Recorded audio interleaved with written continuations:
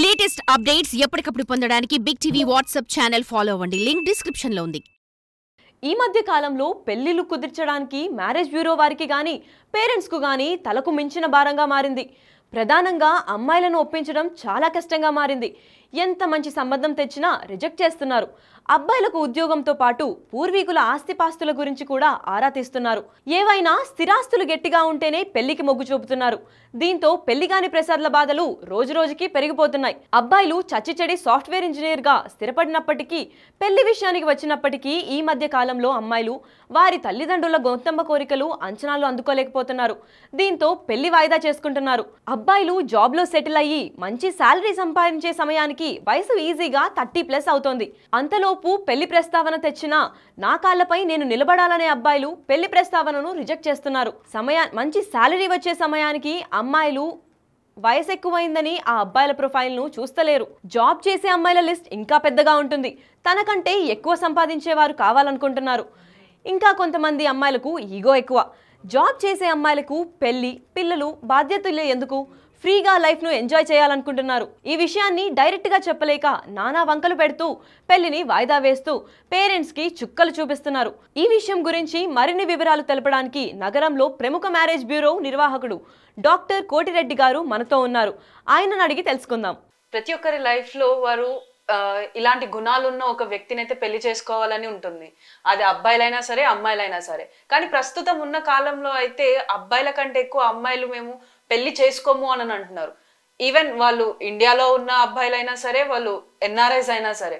So ప్రతి ఒక్కరికి ఈ కష్టాలు అయితే తప్పడం లేదు. ఎందుకంటే కొత్తగా ఈ మధ్య కాలంలో అయితే ఎన్ఆర్ఐలు అయినప్పటికీ కూడా అసెట్స్ విషయంలోనైతే రిజెక్షన్ కి చాలా వరకు వాళ్ళు ఫేస్ చేస్తున్నారు. సో ప్రస్తుతం మనం అయితే అవినాష్ రెడ్డి మ్యారేజ్ బ్యూరోలో అయితే ఉన్నాం. సో వారి దగ్గరికి వచ్చే అమ్మాయిలు ఎలాంటి రిక్వైర్మెంట్స్ తో ఉన్నారు, అసలు ఏంటి అన్నది కూడా మనం అసలు ఒకసారి కనుక్కుందాం. నమస్తే అండి. నమస్తే. చెప్పండి, ఇప్పుడు మీరు బేసిక్ గా అయితే ఎన్ఆర్ఐస్ కి అను ఐటీ పర్సన్స్ కి ఎక్కువ వరకు అయితే మ్యాచెస్ చూస్తారని ఒక టాక్ ఉంది. సో అంటే మీ దగ్గరికి వచ్చే అమ్మాయిలైనా కానీ అబ్బాయిలైనా కానీ వారి రిక్వైర్మెంట్స్ ఏ విధంగా ఉంటున్నాయి మ్యారేజెస్ కి? ఇప్పుడు ఎట్లా అంటే నా పేరు కోటిరెడ్డి అండి. నేను 24 years నుంచి మ్యారేజెస్ చేస్తున్నాం. ఎక్కువ ఎన్ఆర్ఐలు అంటే మా దగ్గర ఎక్కువ ఎవరికైనా ఫస్ట్ ప్రిఫరెన్స్ యూఎస్ ఉంటుందండి. యూఎస్లో చూస్తే ఏంటంటే job market up and down పడే కొద్దీ ఇక్కడ వాళ్ళ రిక్వైర్మెంట్లు కూడా మారిపోతుంటాయి. బై ఛాన్స్ అక్కడ వీసా అయిపోయి ఇండియాకి వస్తే ఏదో ఒకటి సెటిల్ అయ్యి ఉండాలి కదా. అక్కడ జాబు లేకపోతే ఇప్పుడు H1 రావడం ఒకటే కదండి, తర్వాత జాబ్ కూడా కౌంట్ అవుతుంది. లాటరీలో వచ్చి మళ్ళీ ఇక్కడికి వచ్చి స్టాంపింగ్ అవ్వాలి. ఇవి స్టాంపింగ్ అవుద్దో లేదో అనేది భయం. బై ఛాన్స్ ఇండియాకి వచ్చి సెటిల్ అయిపోతే వాళ్ళకి ఒక సెక్యూర్డ్గా ఉండాలి అనేది దాంట్లో ఉంటుందండి. ఇంకోటి ఏంటంటే అక్కడ ఒక రేంజ్లో వాళ్ళకి అంటే కంపారిటివ్లీ ఇండియన్ కరెన్సీతో చూస్తే అక్కడ ఎక్కువ డబ్బులు వస్తుంటాయి. ఇక్కడికి వచ్చి చూసేటప్పుడు అక్కడ చూసేటప్పుడు వాళ్ళకంటే ఎక్కువ ఉండాలి అనేది ఒక ఒపీనియన్ అండి. అందుకోసం వాళ్ళు చూస్ చేసుకున్నప్పుడు ఇప్పుడు అబ్బాయిలైనా అమ్మాయిలైనా ఎంఎస్కి సేమ్ ఈక్వల్గా వెళ్తారు. వాళ్ళు ఓపీటీలోకి వచ్చేటప్పటికి లేకపోతే H1 పిక్ అయ్యేప్పుడు సేమ్ శాలరీ ఉంటుంది. బట్ అమ్మాయి విషయంలో వచ్చేటప్పుడు అబ్బాయిని చూస్ చేసేటప్పుడు తనకంటే 2 times 3 times ఉండాలి. లేకపోతే ఈ అమ్మాయికి ఓపీటీ ఉన్న I-140 అంటే H1 తర్వాత వచ్చేది సెటిల్ అయిపోయి ఉండాలి, వీసా ఇష్యూ రాకూడదు అని ఉంటుంది. కొంతమంది అక్కడ అన్ని ప్రాబ్లమ్స్ ఫేస్ చేస్తూ ఉంటారు కాబట్టి ఇండియాకి వచ్చి సెటిల్ అయినప్పుడు ఇక్కడ కనీసం ఒక ఇల్లు ఉండాలి, ఒక ఇది. ఇవన్నీ చూసేటప్పుడు కొంతమందికి డిలే అవుతుందండి. ఆ డిలే ఏమవుతుందంటే వెక్స్ అయిపోయినట్టు ఇంకెప్పుడు ఏం పెళ్ళి ఇంకా చూద్దాంలే. ఇంకొకటి ఎర్లీ ఏజ్లో బెస్ట్ మ్యాచెస్ వస్తాయి. నాకు నా అనుభవం ప్రకారం ఆ ఎర్లీ మ్యాచెస్ని రిజెక్ట్ చేసేటప్పుడు కంపారిజన్ చేసుకుంటారు. నాకు ఇదే మ్యాచ్ ఇట్లాంటి మ్యాచ్ అయితే 5 years బ్యాకే వచ్చేది కదా, ఇప్పుడు ఇంతకంటే బెటర్ చూడాలి, ఇప్పుడు నా శాలరీ పెరిగింది. సపోజ్ 5 years బ్యాక్ ఈ పాపకి ఒక 1 lakh వచ్చింది అనుకోండి, అప్పుడు 1 lakh అబోవ్ వాళ్ళని చూస్తుంటారు. ఇప్పుడు తనకే 1 lakh వచ్చేటప్పటికి 2 lakhs 3 lakhs మంత్లీ ప్యాకేజ్ ఉన్న వాళ్ళు చూస్తారు. అట్లా ఎంతమంది ఉంటారండి? ఉండరు కదా ఇప్పుడున్న జాబ్ మార్కెట్. ఈ ప్రాబ్లం వల్ల మళ్ళీ పేరెంట్స్ చూస్తే వాళ్ళ హారోస్కోప్ చూడాలి, మా ఊరోళ్ళు ఉండాలి, ఇది ఇదని. ఈ కొంత పేరెంట్స్ కూడా తప్పు ఉందండి. వాళ్ళు అన్నీ కూడా పిల్లల దాకా చేర్చరు. వీళ్ళు ఫిల్టర్ చేసి వాళ్ళ దాకా వెళ్ళేటప్పటికి ఆ 1-2 ఉంటాయి. ఆ 1-2 వాళ్ళు వద్దంటారు. అట్లా ఇయర్స్ ఇప్పుడు ఉన్న రోజుల్లో చూస్తే మంచి రోజులు తక్కువ వస్తున్నాయి, ముహూర్తాలు ఉండే. ఈ లోపల ఈ ముహూర్తం టైం వచ్చేప్పటికి ఆ జాబ్ పోయి ఉంటుంది. అందుకోసం డిలే అవుతుందండి. సో అంటే ఇప్పుడు మనం జనరల్ గా చూసుకున్నప్పటికీ కూడా అమ్మాయిలు ఏమంటారంటే ఎన్ఆర్ఐ అయినప్పటికీ కూడా వాళ్ళ సొంత ప్లేస్ లో వాళ్ళకి ఇంత అసెట్స్ ఉండాలంటే కొన్ని ప్రాపర్టీస్ ఉండాలి, ఇల్లు అయినా ల్యాండ్ అయినా అని చెప్పి. సో అంటే మీ దగ్గరికి వచ్చిన వాళ్ళల్లో ఎవరైనా ఇలాంటి రిక్వైర్మెంట్స్ తో వచ్చారా? జనరల్గా డబ్బులు ఊర్లో ఉండాలి అనే దాంట్లో, అంటే పొలాలు ఈ అసెట్స్ ఉండాలి అనే దాంట్లో బేసిక్గా వాళ్ళు ఎక్కువ చూస్తున్నారు. బై ఛాన్స్ అక్కడ ఏమైనా ప్రాబ్లం అయితే ఇక్కడికి వస్తే కూడా ఒక స్టేబుల్ ఉంటుందిలే అనేది. అదే బాగా అబ్బాయికి జాబ్ ఉన్నప్పుడు ఒక జాబ్ పోతే ఒక జాబ్ వస్తుందండి. జాబులు లేకుండా ఏం లేవండి యూఎస్లో. ఎక్కువైపోయి ఇప్పుడు 10 మందికి రిక్వైర్మెంట్ ఉండే జాబ్ దగ్గర వీళ్ళు 100 మెంబర్స్ ఎంఎస్ వాళ్ళ కోసం వెళ్ళినప్పుడు ఈ బేసిక్గా ఒక 100K అనుకోండి. ఈ స్టూడెంట్స్ ఏం చేస్తారంటే తక్కువకైనా వాళ్ళు జాబ్ చేస్తున్నారు. అట్లా జాబ్లు ఇదైపోయిందండి. ఉన్న దీనికంటే వీళ్ళు ఎక్కువ మంది వెళ్ళిపోయి ఉన్నందువల్ల ఆ ప్రాబ్లం ఫేస్ చేస్తున్నారు. సో అంటే ఇప్పుడు ఎన్ఆర్ఐ అయిన అబ్బాయి ఇక్కడ ఇండియాలో అసెట్స్ ఏం లేక, అంటే మనకి జనరల్గా కొంతమంది ఏంటిది అని అంటే అబ్రాడ్లో సెట్ అవ్వాలని చెప్పేసి వాళ్ళు ఇక్కడ ఉన్న ప్రాపర్టీస్ అన్ని అమ్మేసు లేకపోతే ఏంటో ఒక స్టేజ్లో ఉంటాడు కదా అని పేరెంట్స్ పంపిస్తూ ఉంటారు. సో అలా ఎన్ఆర్ఐ అబ్బాయి వెళ్ళిన అబ్బాయి ఇక్కడ ప్రాపర్టీస్ ఏం లేకుండా మ్యారేజ్ సంబంధాలు అనేవి రిజెక్ట్ అయిన ఛాన్సెస్ ఏమైనా ఉన్నాయా? బేసిక్ ఏంటంటే ఇప్పుడు అక్కడ ఉన్న అబ్బాయిలు కూడా ఎక్కువ మంది రిక్వైర్మెంట్ అక్కడ ఉన్న అమ్మాయిని చూస్తున్నారు. అంటే వీళ్ళని మళ్ళీ ఎంఎస్కి తీసుకెళ్ళడం, చదివించడం, ఇది అంతా చాలా వీసా డిపెండెంట్ వీసా రావాలి, మళ్ళీ H4 వీసా రావాలి. అక్కడ ఉన్న వాళ్ళైతే వాళ్ళకి అక్కడ ఉండే ప్లస్లు మైనస్లు కల్చర్ ఇవన్నీ తెలుస్తాయి. అంటే రెడీమేడ్గా ఉంటుంది. ఆ రెడీమేడ్గా ఉన్నప్పుడు ఇమీడియట్గా ఆ అబ్బాయి చేసే కంపెనీలోనే జాయిన్ చేసుకోవచ్చునో, లేకపోతే ఆ సబ్జెక్ట్ మీద వీళ్ళకి గ్రిప్ ఉంటుందండి. ఏ స్టైల్లో ఏ ఊర్లో ఉండాలి, ఎక్కడ ఉండాలి అనేదండి వాళ్ళకి అట్లా ఈజీ అవుతుందండి. అక్కడ ఇప్పుడు 10%ఏనండి ఇండియాకి వచ్చి చేసుకొని వెళ్ళేవాళ్ళు. అంటే జనరల్గా ఇప్పుడు ఎన్ఆర్ఐ ఉన్న వాళ్ళందరూ కూడా అక్కడే మ్యారేజెస్ చేసుకోవడానికి ఎక్కువ ప్రిఫరెన్స్ ఇస్తున్నారంటారా? ఇప్పుడు ఎక్కువ ఏంటంటే వీసా ప్రాబ్లం ఉంది, జాబ్ ప్రాబ్లం ఉంది.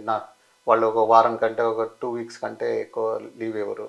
వచ్చి చూసుకొని వెళ్ళి దీనికంటే కూడా చాలామంది పేరెంట్సే ఇక్కడి నుంచి వెళ్ళి అక్కడ ఎక్కువ పెళ్ళిళ్ళు అవుతున్నాయండి ఇప్పుడు ఉన్న దీంట్లో. ప్లస్ వాళ్ళకి ఒకరికి లీవ్ దొరికితే రెండో వాళ్ళకి లీవ్ కూడా రావాలి. ఇప్పుడు ఎక్కువ మంది బంధువులు కూడా అక్కడ ఎక్కువైపోయి ఈ మధ్యకాలంలో ఎక్కువ పెళ్ళిళ్ళు అక్కడే జరుగుతున్నాయండి. అక్కడ మనకంటే ఎక్కువ ట్రెడిషనల్గా చేస్తున్నారండి. సో అంటే ఇప్పుడు ఇటు ఎన్ఆర్ఐస్ కాకుండా కానీ మన విత్ ఇన్ ఇండియాలో సాఫ్ట్వేర్ ఎంప్లాయీస్ కూడా చాలా లేట్ మ్యారేజెస్ చేసుకుంటున్నారు. సో దానికి రీజన్ ఏమంటారు? ముందు ఏంటంటే వాళ్ళు స్టేబుల్ జాబ్ రావాలని, సెటిల్ అవ్వాలని. ఇంకోటి ఏంటంటే వాళ్ళకి సీనియర్లు ఎవరో ఉంటారు, వాళ్ళకి ఎవరికో ఒక బ్రేకప్ అయి ఉంటుంది, వాళ్ళ ఇన్ఫ్లుయెన్స్ వీళ్ళ మీద ఉంటుంది. ఒకటేదో బ్రేకప్ అయిందని అందరూ ఏం బ్రేకప్ కావండి. ఇప్పుడు నా దృష్టిలో నాకున్న ఎక్స్పీరియన్స్ ప్రకారం పేరెంట్స్ అయినా పిల్లలైనా ఎవరికైతే ఎర్లీగా మ్యారేజ్ జరుగుతుందో దే ఆర్ ది విన్నర్స్, అంటే వాళ్ళ అదృష్టవంతులు అని అనుకుంటాం.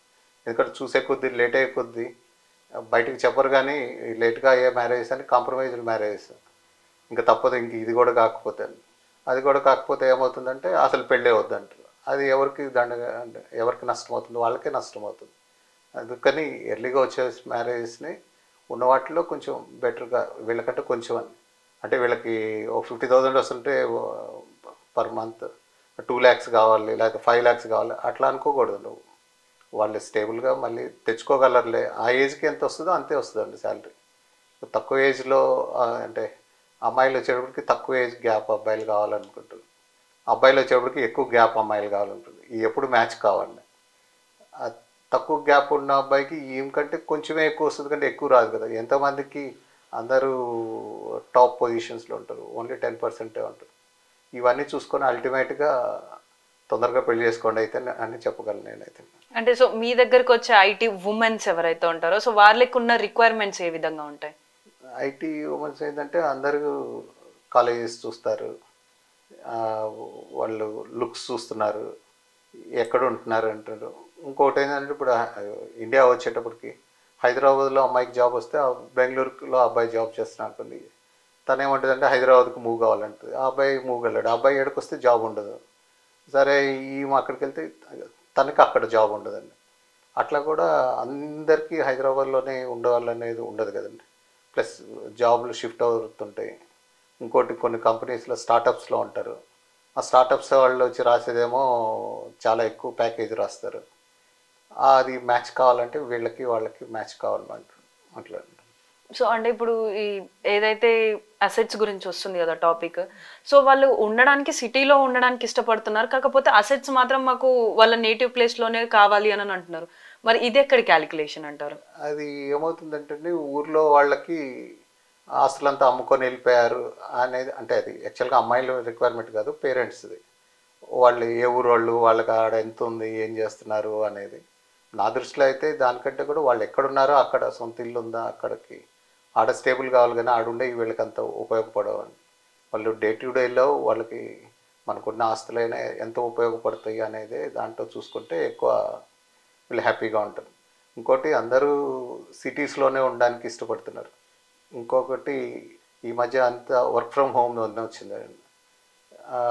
జాబ్ ఏమో ఇక్కడ ఉంటుంది, ఆ అబ్బాయి విలేజ్లోనో చిన్న టౌన్లో ఉంటారు. ఆ అబ్బాయి ఈ అమ్మాయి అక్కడికి పోయి ఉండేదానికి ఇష్టపడదు. ఆ అబ్బాయి అంటే ఎట్లా వర్క్ ఫ్రమ్ హోమ్లే మన ఊర్లో ఉందాంలే అనుకుంటారు.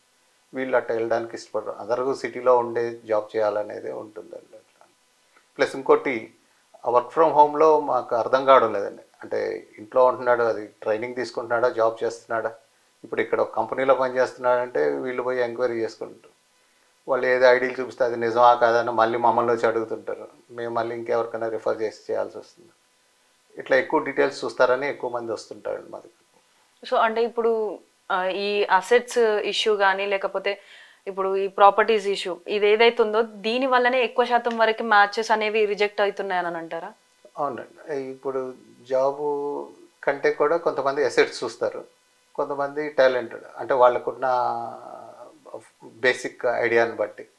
ఇప్పుడు ఎంత డబ్బులున్నా ఈ ఊరిక కరిగిపోతాయి అనే దాంట్లో కొంతమంది వాళ్ళ టాలెంటెడ్, వాళ్ళకి ఎంత ఎఫిషియెంట్గా ఉంటారు, వాళ్ళకి ఈ జాబ్ పోయినా ఇంకో జాబ్ రాగలదా అనేది కొంతమందికి ఉంటుంది. కొంతమందికి ఓన్లీ ఆస్తులు ఉంటుంది. బేసిక్గా ఇది కూడా చూస్తున్నారండి, వాళ్ళు వచ్చే ఆదాయమే చెప్తారు, కానీ మంత్లీ 2 lakhs రెంట్ వస్తుంది అంటే కానీ దానికి ఎంత ఇన్స్టాల్మెంట్ అనేది వీళ్ళు చూసుకోరు. అక్కడ కూడా చాలామందికి ఇబ్బంది జరుగుతుంది. సో అంటే ఇప్పుడు మీరు మీ దగ్గరికి ఎవరైతే ఇప్పుడు పెళ్లి చేసుకోవడానికి రాబోతున్నారో అంటే పెళ్లి చేసుకోవాలని అనుకుంటున్నారో వాళ్ళకి మీరు ఇచ్చే అడ్వైస్ ఏంటి?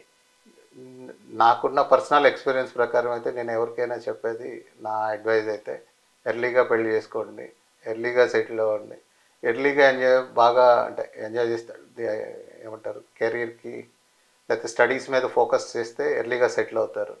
దేన్నైనా ఇప్పుడు ఎట్లా అంటే ఒక ఇంజనీరింగ్ చదవడానికి 10th నుంచే స్టార్ట్ చేసి ఈ కాలేజీలో జాయిన్ అవ్వాలి, ఇక్కడ ఉండాలని ఒక 5-6 years మినిమం ప్లానింగ్ ఉంటుంది.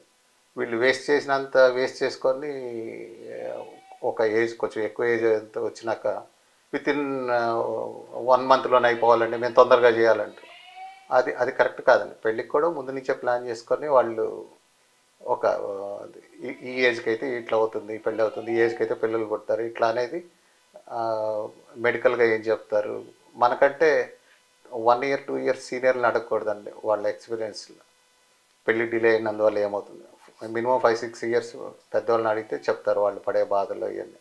అందుకని ఎర్లీగానే పెళ్లి చేసుకోండి అనే చెప్తామండి. ప్లస్ గ్రాండ్ పేరెంట్స్ ఉంటారు, వాళ్ళ విష్ కూడా అదే ఉంటుంది, వాళ్ళకి హెల్త్ ఇష్యూ ఉండొచ్చు. అప్పుడు ఏంటంటే వాళ్ళకి మనవాళ్ళకో మనవరాళ్ళకో పెళ్లి చూద్దామని ఉంటుంది. బట్ వీళ్ళు ఏమవుతుంది, వద్దు వద్దు వద్దు అంటే డిలే అవుతుంది. డిలే అయిన వాళ్ళందరికీ ఇప్పుడు మా దగ్గర చూస్తుంటామండి, ఎంతమంది వాళ్ళని రిజెక్ట్ చేస్తే ముందు వీళ్ళు రిజెక్ట్ చేసే స్టేజ్ నుంచి రిజెక్ట్ చేయించుకునే స్టేజ్ అయినాకనే పెళ్ళి అవుతున్నాయి. ఇంకా తప్పదురా బాబు అని చేసుకుంటున్నారు చాలామంది. అది బయటికి చెప్పరు కానీ అంటే మేము ఇంటర్నల్గా మాకు అర్థమవుతుంది. అదే తర్వాత చూసినాక అయ్యో అడ్జస్ట్ కాదు, ఇట్లా అనుకోలేదు, ఇట్లా అయింది అనేది. దానికంటే ముందు నుంచే చదువుకునేటప్పటి నుంచి దానికి ఎర్లీగా చేసుకుంటే హ్యాపీగా ఉంటారనేది మా ఫీలింగ్, నా పర్సనల్ ఫీలింగ్. థ్యాంక్ యూ అండి. సో చూస్తున్నారు కదా కోటి గారు చెప్పింది. సో ఏదేమైనప్పటికీ కూడా ఏదైనా చేసుకోవాల్సిన వయసులోనే చేసుకోవాలి. అంటే మనం ముందుగానే చేసుకుంటే మనకి ఏంటంటే తర్వాత మనం రిజెక్షన్స్ అనేవి ఫేస్ చేయకుండా ఉంటుంది. సో మన లైఫ్ కూడా సాఫీగా సాగిపోతుంది. అదే విధంగా ఇటు ఎన్ఆర్ఐలు అయినా కానీ ఐటీ వాళ్ళైనా కానీ వాళ్ళు కొంచెం సెట్ అవ్వడానికి టైం పడుతుంది, వాళ్ళు సెటిల్ అవ్వడానికే చూస్తారు. కాబట్టి వాళ్ళని కూడా వాళ్ళ టాలెంట్ని వాళ్ళు జాబ్ చేయగలుగుతారా లేదా అన్నదాన్ని చూడాలి తప్ప అసెట్స్ అనేవి ప్రాపర్టీస్ ఇవాళ ఉంటాయి రేపు పోతాయి, డబ్బు అయినా ప్రాపర్టీ అయినా, కానీ మనకి మనుషుల తత్వము అను వాళ్ళ టాలెంట్ ఇంపార్టెంట్ అని చెప్పేసి చెప్తున్నారు. కెమెరామన్ సంజుతో Sravani, big TV, Hyderabad. For more videos like this, subscribe Big TV channel.